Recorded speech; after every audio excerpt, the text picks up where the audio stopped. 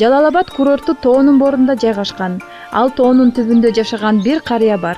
Ал адам 96-га чыкса да күнүнө эртең менен туруп 3 километрдей курорттун жолу менен тоого чуркап барып, дары суулардан ичип, ал касиеттүү суудан сүйүктүү байбичесине да алып келет. Калган сөздү өзү айтып берсин. Башкирияда койсо ауылда туулдуң? Башкирияда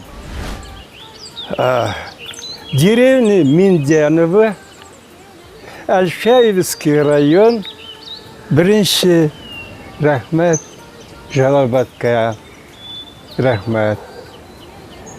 Бишкекке, Кыргызстаныбызга рахмет. Рахмет Аюп пейгамбаримиздин амаллар жубут кылган курортларга 34 yılga gitti. Her günü kurortka barana irtebilen.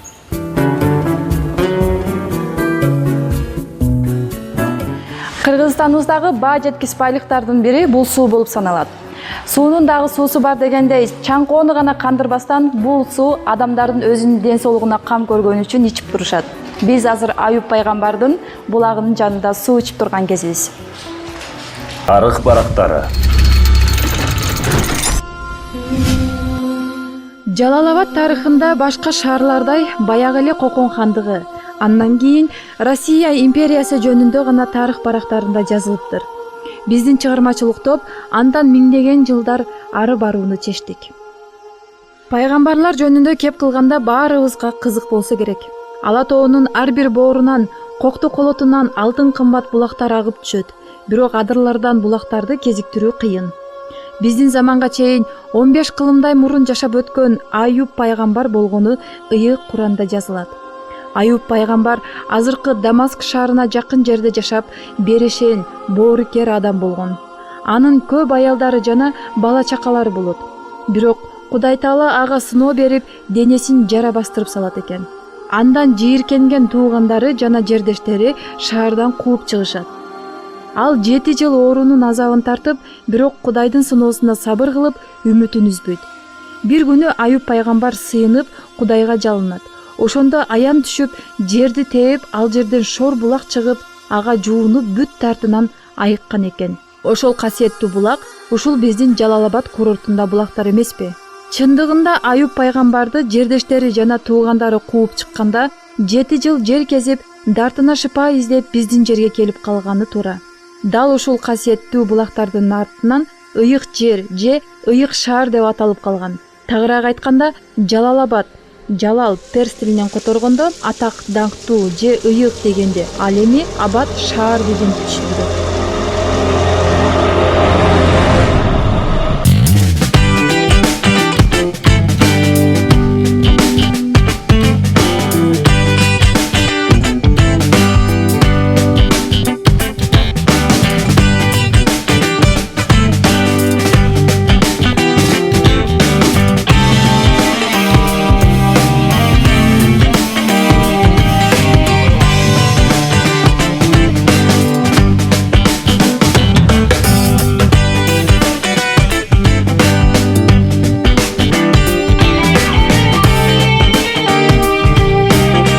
Биздин Жалал Абад санаториясы 1000 адамга ылайыкташтырылган. Азыр бир 500 адамга чейин эс алат. Анын ичинен 300гө чейин ушу жатып алып эс алып атышат.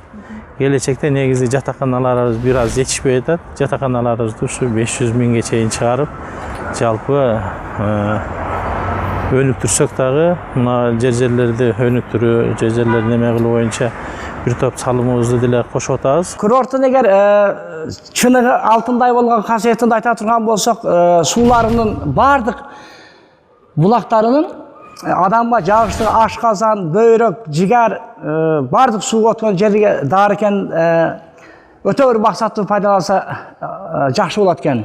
Азыр бүгүнкү күндө 15 миллион таза киреше алып келип, Жалал Абад областынын шаардын казынасына 20 миллионга жакын киреше неме кылып атабыз да. Аны дагы өстүрсөкпү деп, бирок жыл сайын 10 миллион, 15 миллиондон рост берип кетип атабыз да. Дары касиеттери, минерал суулары аябай жагып атат. Мен ошонусу менен сыймыктанып, ушерге келип, darılanıp jana эс алып кетишиңиздерди Кыргызстан эли боюнча суранат элем.